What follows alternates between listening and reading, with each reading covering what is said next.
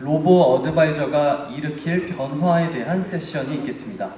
천영록 대표님을 무대 위로 모셔보겠습니다.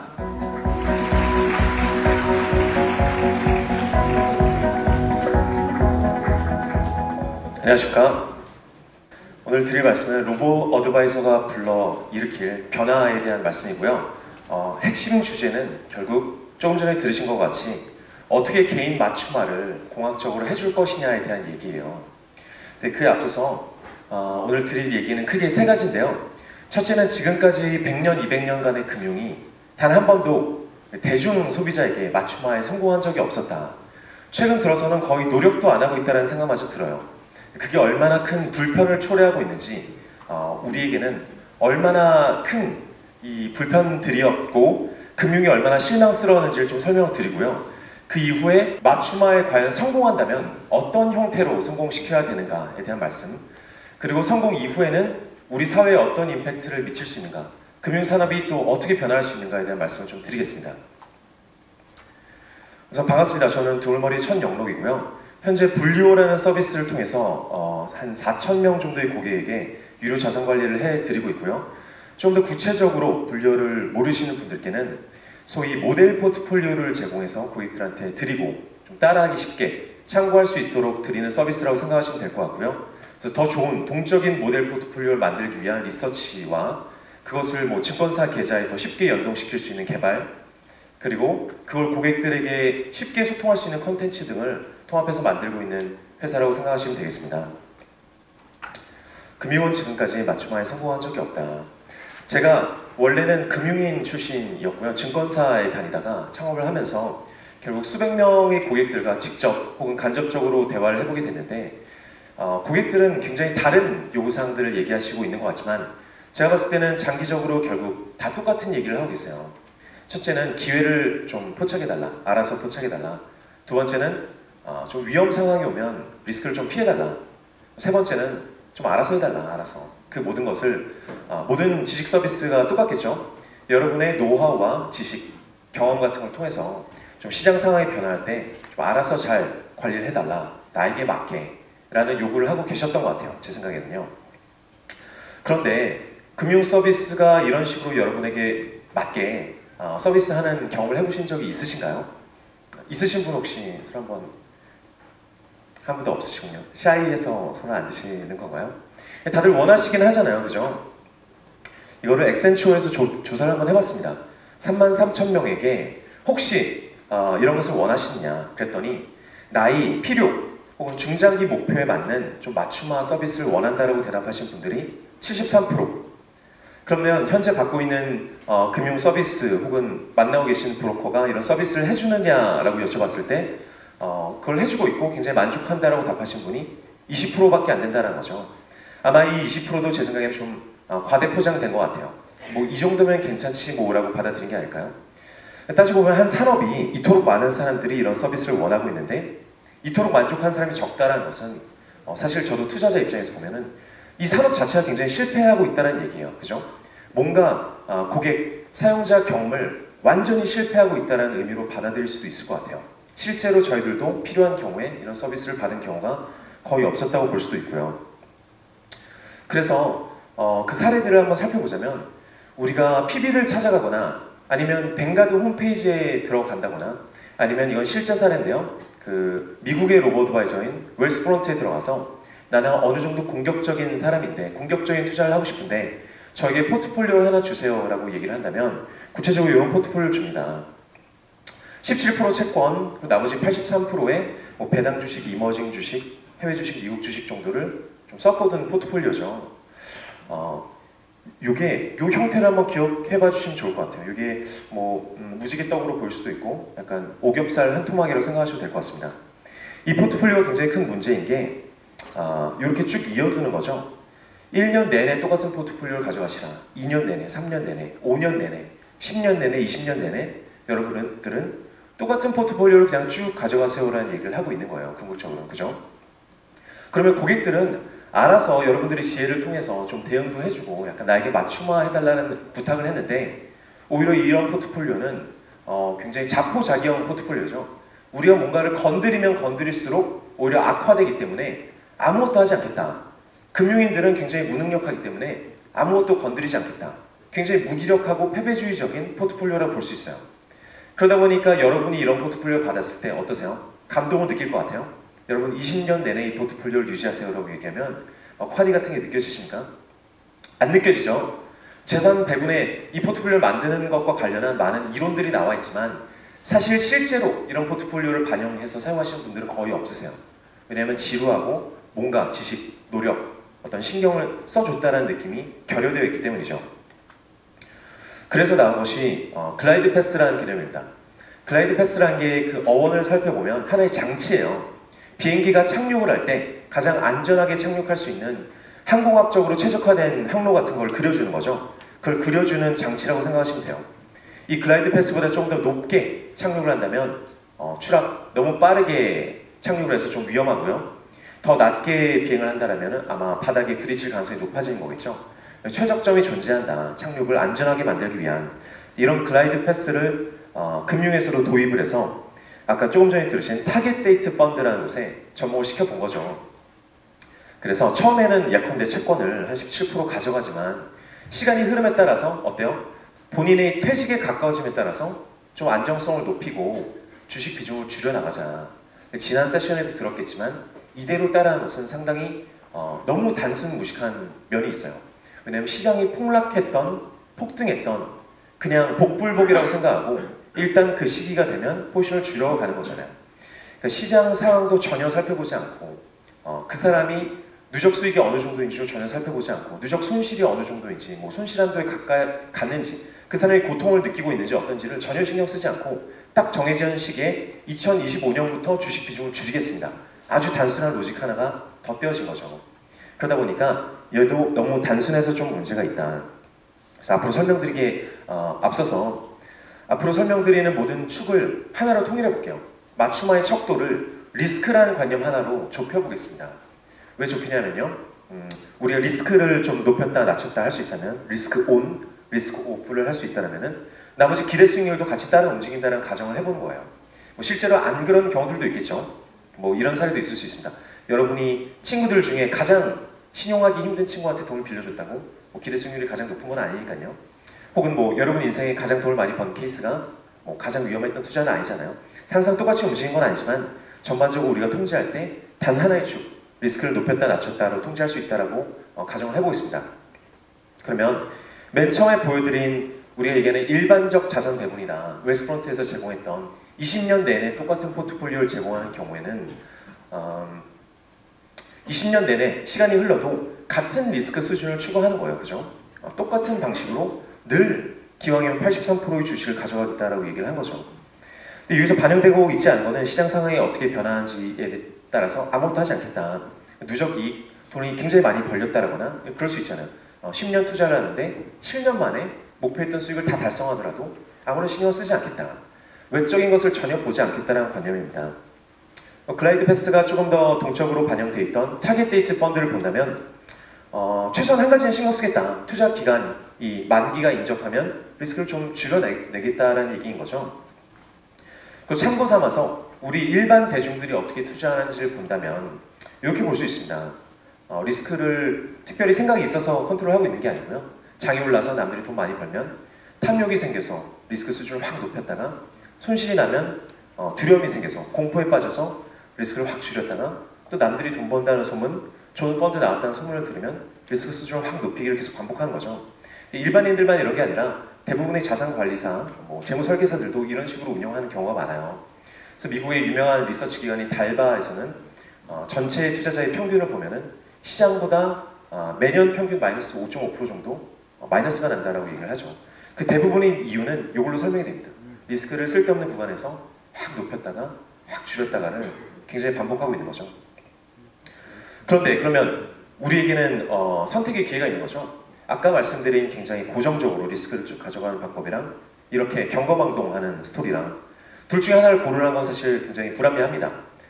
말하자면 컵라면을 먹을래? 아니면 요리를 굉장히 못하는데 직접 요리해서 먹을래?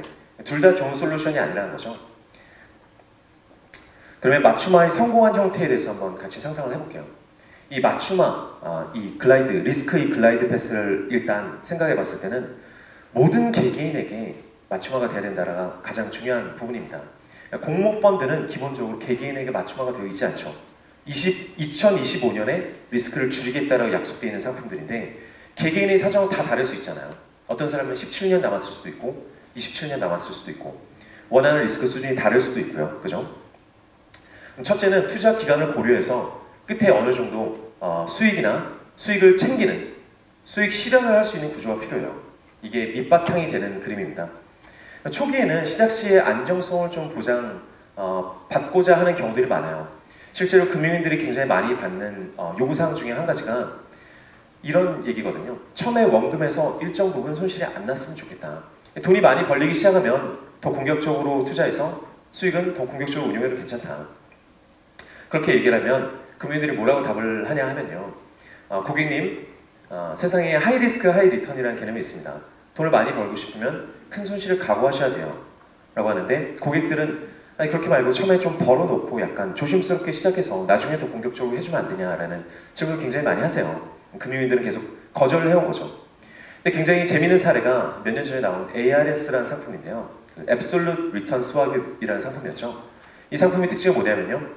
전체 받은 금액의 대부분을 채권에 투자해서 거기서 나오는 이자 수익을 가지고 리스크를 잡아서 돈이 벌기 시작하면 점점 더 불려나가는 구조고 돈을 못 벌면 거의 원금을 보전하는 구조예요. 근데 결과적으로 이 ARS라는 상품은 대부분 원금 보전에서 끝났어요. 생각만큼 돈을 불려나간 케이스는 많지 않았지만 그럼에도 불구하고 고객들은 난리가 났어요. 그래 이거다. 우리가 몇십 년째 얘기해오던 게 이거다. 리스크를 니네가 어느 정도 통제한 선에서 거기서 주어진 리스크 가지고 니네가 마음대로 하는 것은 알아서 기회를 잡는 것은 충분히 괜찮다. 돈 못 벌어도 괜찮다. 수익률이 문제가 아니다. 우리 다 그런 적 있잖아요.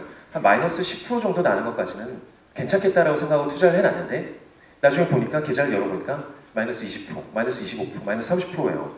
깜짝 놀랄 때가 있잖아요. 이 정도까지는 각오한 게 아닌데 좀 알아서 끊어줬으면 되는 거 아닌가 이런 생각할 때가 있잖아요. 그죠? 그런 것처럼 초기에 어느 정도 안정성을 보장해가면서 가져갈 수 있다는 거죠. 우리 내부적으로는 슬로우 쿡 기능이라고 부르는데 이런 것만 하더라도 고객들이 굉장히 좋아하실 만한 기능인데요. 이거는 이제 아주 기초적인 세팅이고요. 그 이후에 해야 되는 것은 시장 상황이 하나하나 변화해감에 따라서 시나리오들을 사전에 상당 부분 설정을 해놓는 거죠.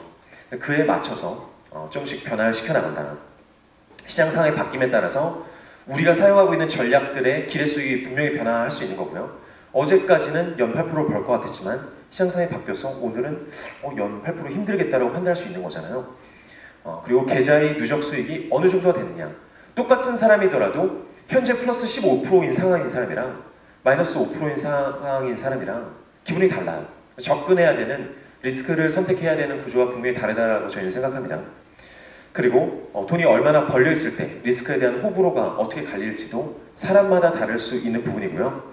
남은 기간 역시도 사람마다 뭐 7년이 남았냐, 3년이 남았냐, 1년이 남았냐에 따라서 분명히 리스크를 조정하는 방식이 달라야 되잖아요. 이런 것들은 공모펀드로는 도저히 불가능하다. 저는 심지어 공모펀드는 거의 사라질 것이다 라고 보고 있습니다. 이 차트를 좀 설명을 드리자면요. 기존에는 이렇게 일직선으로 움직이는 리스크를 사전에 정의해놨더라면 이때는 매 시시 각각 우리가 선택할 수 있는 어떤 리스크 수준을 계속 새롭게 판단해야 된다는 거죠. 실제로는 이거보다 훨씬 더 복잡해지겠지만요. 그래서 고객의 케이스를 한번 예로 들어보겠습니다. 고객들이 와서 통상 금융인이 굉장히 복잡한 고객의 케이스를 듣고 그에 맞춤화 해주는데 사람밖에 할 수 없다는 얘기를 하지만 저희가 느끼기에는 굉장히 결정적인 변수들이 몇 가지가 있습니다. 이 고객은 이렇게 얘기를 하신 거죠. 자, 10년간 투자를 할 건데 연 기준으로 장기적으로 연 8% 정도가 됐으면 좋겠고 처음에는 손실이 좀 발생 안 했으면 좋겠다. 아까 말씀드린 슬로우쿡 같은 기능인 거죠. 좋은 기회가 나왔다고 여러분들이 판단하신다면 좀 전략에 알아서 반영을 해 주시라. 그리고 내가 현재 수익이 많이 발생해 있는 구간이 온다면 더 적극적으로 좀 위험하게 하셔도 상관없다. 손실이 줄어들면 내가 알아서 말씀을 드릴 테니까 이럴 때는 좀 자유의지를 가지고 공격적으로 하시라. 원금에서 마이너스 10% 수준이 됐으면은 좀 나한테 알려달라. 나는 그 이상 손실 나는 거는 너무 깜짝 놀랄 것 같다. 첫 해에는 2018년에는 마이너스 3% 이상은 손실이 발생 안 할 수 있게 만들어 줄 수 있느냐. 만약 시장이 폭락하더라도 좀 알아서 좀 일찍 잘라줄 수는 없겠느냐. 내가 내년에 돈을 더 넣으려면 그런 신뢰가 필요하다는 얘기를 하실 수 있잖아요. 이런 요구 조건을 들어보면은 우리 이제 PB 분들은 어떻게 맞춤화를 시켜야 될지 잘 몰라요. 그래서 말씀으로 좀 편안하게 위안을 드리는 쪽을 선택하죠. 근데 저희가 봤을 때는 결국 한 5가지 큰 변수로 요약을 할 수 있지 않겠는가라는 거죠. 첫째는 이제 누적 수익입니다. 플러스 15%일 때랑 마이너스 10%일 때랑 사람이 반응하는 방식이 다르고, 그러므로 가져갈 수 있는 리스크가 분명히 다르다라는 점이죠. 기대 수익이야 뭐 당연한 거죠. 어떤 사람들은 8%를 원할 수 있고, 어떤 사람은 장기적으로 3% 이상이면 괜찮겠다. 그에 따라서 시장의 변화에 반응하는 방식이 완전히 달라야겠죠. 투자 진행 기간도 마찬가지죠. 앞으로 10년이 남아 계신 분들은 좀 더 큰 리스크를, 좀 더 큰 하락을 받아들일 수 있고 그걸 기회로 사용할 수 있는데, 앞으로 1년 후에 딸이 시집가서 돈을 다 써야 되시는 분 같으면은 1년간 시장 하락을 맞았을 경우에 대응할 방식이 없어요. 그죠? 그런 것들이 반영이 돼야 될 것이고, 시장 상황이야 당연히 반영돼야 될 것이고요. 우리가 사용하는 여러 가지 전략에 따른 시장 상황이 다 다르다고 평가할 수 있어요. 그런 점들이 체계화돼서 반영돼야 된다. 마지막으로는 특수 성향 같은 것들이 통합해서 있을 수 있겠죠.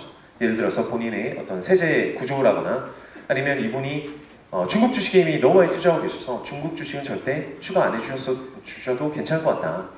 아니면 중국 투자를 하다가 너무 손실을 많이 봐서 앞으로는 중국 주식을 넣지 말아달라 같은 특수 성향들이 껴들 수 있겠죠. 이런 것들을 통해서 우리가 한 개인의 리스크 글라이드 패스를 사전 설정하고 실시간으로 관리하는 것이 가능하다는 거죠. 그래서 이런 것을 저희는 맞춤화의 한 큰 틀로 보고 있습니다. 이런 것이 왜 지금까지 나오지 않았을까요? 예전에 분명히 시도됐던 것 같아요. 20, 30년 전에도 이런 시도가 이루어지려고 했었는데 계속 금융인들이 포기해가는 과정을 지속한 거죠. IT 기술들이 발전했는데 예전에도 해봤지만, 20년 전에도 50년 전에도 해봤지만 잘 안 되더라. 그래서 아마 안 될 거야 하고 포기한 상태라고 봐요. 그래서 앞으로 이런 맞춤화가 이루어졌을 때 금융 산업 전체가 굉장히 큰 기회를 맞이하게 될 거다라고 생각을 하고 있습니다. 그럼 이런 최적화는 어떻게 이루어지느냐 하면, 기본적인 설계는 사람이 직접 저희도 직접 하는 경우들이 많지만, 결국은 따지고 보면 최적화 문제예요. 5가지 변수들이 서로 어떻게 엮여 있고 그 하위 변수들이 서로에게 어떤 영향을 미쳐주느냐를 100% 최적화할 수는 없겠지만 상당 부분 알고리즘을 통해서 최적화해 나가는 과정을, 계속 러닝을 시킬 수 있는 과정을 반복할 수 있다는 거죠. 매일 시장과 손익의 변함에 따라서 고객이 기대할 만한 최적 결정을 해나가는 하나의 문제라고 볼 수가 있습니다. 근데 이런 거를 한 10명, 20명한테 할 때는 한 사람이 굉장히 우수한 PB가 더 잘할 수가 있어요. 그죠? 자기 기본 포트폴리오를 가지고 20명에게 맞춤화해주는 과정을 한 20명, 30명까지는 PB들이 잘할 수가 있지만, 그 고객이 1000명, 10,000명, 10만 명이 된다면은 PB 3, 400명이 모여갖고 하나하나 일일이 수작업을 하는 것으로는 체계화가 되지 않고 안정화를 도모할 수가 없죠. 그래서 10만 명에게 서비스를 하기에는 이런 문제는 기계들이 푸는 것이 훨씬 정확하고 훨씬 빠르다라는 말씀을 드리고 싶습니다. 맞춤화 이후에 금융산업이 어떻게 변화할까를 한번 좀 짧게 살펴볼게요. 이 현 시대를 굉장히 반영하고 있는 차트라고 봐요. 1988년부터 2008년까지 20년간 우리의 전 세계의 소득 계층들이 얼마나 성장을 했느냐 하는 차트입니다. 근데 보면 A단에 있는 이분들은 뭐냐면요, 후진국의 상류층, 중산층들이에요. 굉장히 높은 성장률을 기록했죠. 그리고 선진국의 최고 상위층들은 역시 굉장히 높은 성장률을 기록했어요, 평균적으로. 하지만 이 B, 선진국과 중진국의 중산층, 저희 같은 사람들은 아무런 성장률을 이루지 못했습니다. 심지어 전 세계 평균보다 훨씬 낮아서 상대적 박탈감을 많이 느끼고 있는 거죠. 그게 우리나라 같은 경우에 어떤 사회적 문제들의 대부분의 문제들이 발단이 되고, 전 세계에서도 마찬가지입니다. 저는 트럼프 대통령이 뽑힌 이유가 이런 문제 때문이라고 생각해요. 그러니까 선진국의 중산층이 느끼는 어마어마한 박탈감, 구조적 박탈감, 이런 것을 고치려면 제가 봤을 때는 해결 방안은 하나밖에 없습니다. 그러니까 중산층들이 투자를 더 많이 해야 되죠. 그리고 그 투자가 성공으로 이어져야 됩니다. 성공이란 건 뭐 연 100%, 200% 버는 얘기가 전혀 아니고요. 최소한 마이너스가 나지 않고 플러스 3%, 5%를 누적적으로 가져가면서, 야, 이거 큰 돈은 아니더라도 할만하다, 저축할 만하다, 꼭 해야겠다, 내 자식도 시켜야겠다, 이웃한테도 추천해야겠다라는 문화가 형성되지 않고서는 중산층들이 있는 돈을 다 써버리고 성장을 못하고 계속 악순환에 빠질 수밖에 없는 사회적 구조에 있습니다. 그런데 자산관리를 받으려고 하니까 이거는 2015년 보험연구원에서 발표한 설문한 자료인데요. 1200명한테 물어보니까 유료로라도 자산관리를 받아서 노후를 좀 관리하고 싶으냐라고 대답한 사람은 25%에 달하는데요. 100명 중에 25명에 달하는데, 그렇지만 현재 지금 여러분들 중에도 주식이나 채권 혹은 펀드 셋 중에 하나에라도 투자하고 계신 분이 100명 중에 6명밖에 안 된다고 그래요. 이런 것도 금융산업이 얼마나 실패하고 있는지를 보여주는 사례라고 할 수 있죠. 특히 금융투자산업은요. 나머지 19%는 어디 갔을까요? 100명 중에 19명은 어디 갔을까요? 지금 투자하고 있는 사람이 3배수가 자산관리를 받고 싶은데 못 받고 있다는 얘기죠. 왜 안 받고 있는지 살펴보면 아주 깊은 불신과 실망감 때문이라고밖에 설명할 수가 없습니다. 이분들에게 어떤 기준으로 금융사를 선택해서 자산관리를 받을래라고 물어보면 제일 많은 게 신뢰, 그 다음에 안정성, 수익성인데요. 신뢰도에서는 증권사가, 투자 산업의 어떤 대표라고 할 수 있는 증권사가 은행의 10분의 1, 11분의 1 수준밖에 안 돼요. 그러니까 증권사를 믿는 사람은 거의 없다는 거죠. 그죠? 투자를 해도 괜찮다고 생각하는 사람은 거의 없다는 거예요. 안정성도 마찬가지고요. 터무니없이 낮고요. 수익성도 심지어 보험사한테 밀리는 상황입니다. 투자를 한다는 것에 대한 두려움과 증권사에 대한 불신이 이 정도로 크다는 거죠. 그도 그럴 만한 게 증권사 계좌를 열어보면 95%가 손실 계좌라고 합니다. 손실 내고 더 이상 투자를 하지 않는 비활성 계좌들까지 합쳤어요. 그래서 굉장히 다양한 데이터들을 보면은 투자한 사람들 10 중에 1명 빼고는 대부분 다 손실 난다고 그래요. 그걸 도와줄 방안을 지난 50년, 100년간 아무도 제대로 고민을 안 했다는 거죠. 이 산업 자체가. 이 고객들이 마이너스 나고 나가면 새로운 대학생들이 또 들어오겠지. 이 정도로만 생각하고 살아온 거예요. 지금까지. 그래서 이런 산업에 굉장한 혁신이 필요하다. 이 마이너스 95%가 마이너스 나고 있는 상황을 조금이라도 개선시켜서 20%, 30%, 40%, 50%, 60%, 나중에 90%까지 100명이 투자하면 90%가 연 50% 이런 얘기하고 있는 게 아닙니다.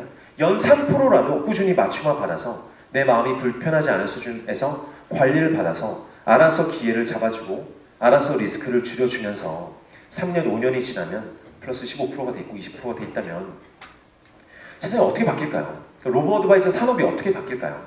아까 그 6%를 제외한 19%의 사람들이 이런 투자를 시작하겠죠. 그죠? 그리고 증권업 자체가 굉장히 변할 거라고 생각하고 여러분들도 함께 같이 상상해 봐 주셨으면 좋겠습니다. 만약에 이런 체계적인 맞춤화가 가능해진 시대에 우리가 소비를 바라보는 습관, 그리고 투자, 저축을 바라보는 습관이 얼마나 바뀔 것이고, 그럼 우리가 우리 인생의 미래를 생각하는, 상상하는 방식이 훨씬 더 밝아지지 않겠어요? 흔히 얘기하는 헬조선, 미래가 없다, 이런 우울함에서 벗어나서 누구나 투자하면 이런 게 가능하지 않을까? 라는 사회적 분위기가 형성되지 않을까요? 그런 점을 함께 같이 상상해 봐 주셨으면 좋겠습니다. 제 발표는 여기까지 하겠습니다.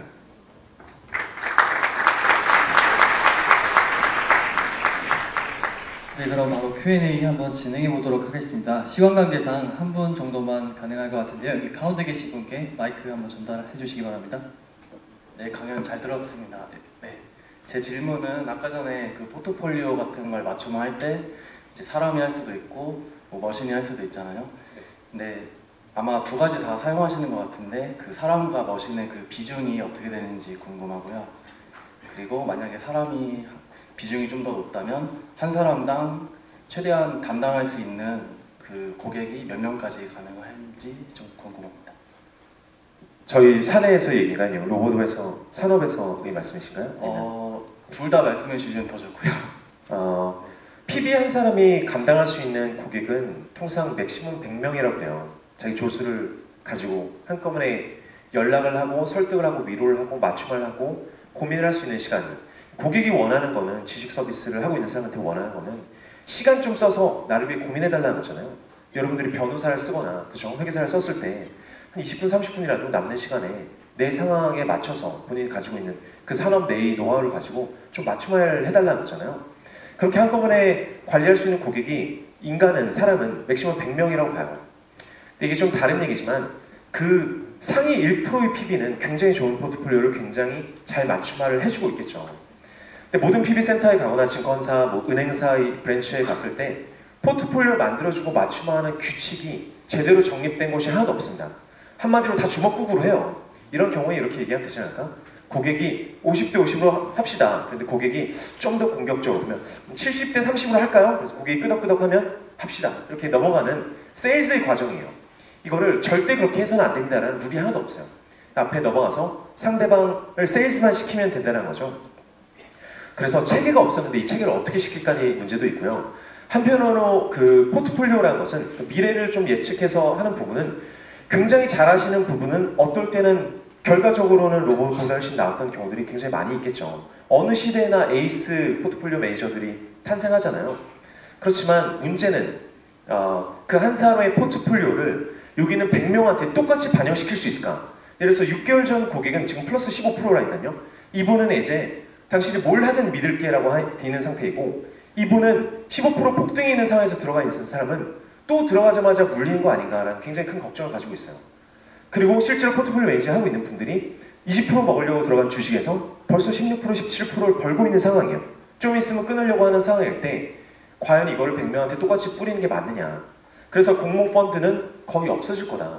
공모 모델 포트폴리오를 만드시는 펀드 매니저들이 많아지고, 이런 포트폴리오가 지금 굉장히 적합하다. 처음 시작하는 사람에게 라고 제시해주는 사람이 생기면 로보 어드바이저가 됐든 다른 플랫폼이 됐든 100명에게 그거를 잘 맞춰서 분산해서 적용시켜주는 모델이 필요한 거죠. 근데 그건 사람이 앉아서 100개를 다 적용하다 보면 실수만 발생하고 감정만 발생하고 편견이 발생해서 쉽지 않다. 어느 정도의 체계화가 반드시 필요한데, 이런 룰을 통해서, 이런 체계화, 그 장치를 통해서 사람들에게 배분해주는 과정이 필요하다라고 생각하고 있습니다. 답이 되나요? 사람이 조종한 것과 기계가 조종한 거요. 제가 봤을 때는 기계라고 생각해서 인격이나 인성이 있다고 생각하면 안 돼요. 저희가 엑셀을 사용하고 있잖아요. 여기 계신 모든 분들은 기계를 사용하시고 계신 거예요. 그죠? 엑셀, 모바일 기기. 그리고 여기 투자하신 분들 중에 기계적으로 투자 안 하신 분이 없어요. 다 HTS, MTS를 사용하시잖아요. 그 툴이 있지만 결론적인 의사결정은 사람이 하고 있는 거죠. 그죠? 버튼을 누르는 것이던 시스템을 걸어두는 것이던 그 원리 원칙을 이해해서 남들에게 전파를 시키고 이건 해야겠다, 안 해야겠다, 하면 좋겠다 말겠다를 숫자를 다 본 다음에 결정해서 그 투자를 하는 것은 우리 운명이 결정되는 일이니까요. 그죠? 복불복이라고 할 수 없잖아요. 마지막 버튼은 사람이 누를 수밖에 없다. 근데 그 과정에 기계를 얼마나 쓰느냐, 99%를 썼느냐, 99.99%를 썼느냐, 1%만 썼느냐, 종이에다 적어갖고 계산기 없이 계산했느냐, 그런 것은 크게 중요하지 않은 것 같아요. 마지막 결정은 사람이 하는 거니까요. 네, 시간 관계상 여기까지만 진행하도록 하겠습니다. 수고해주신 천영록 대표님께 다시 한번 큰 박수 부탁드리겠습니다. 네, 현재 시간 11시 31분입니다. 아까와 똑같이 5분가량 휴식 시간 뒤에 바로 다음 세션 이어가 보도록 하겠습니다.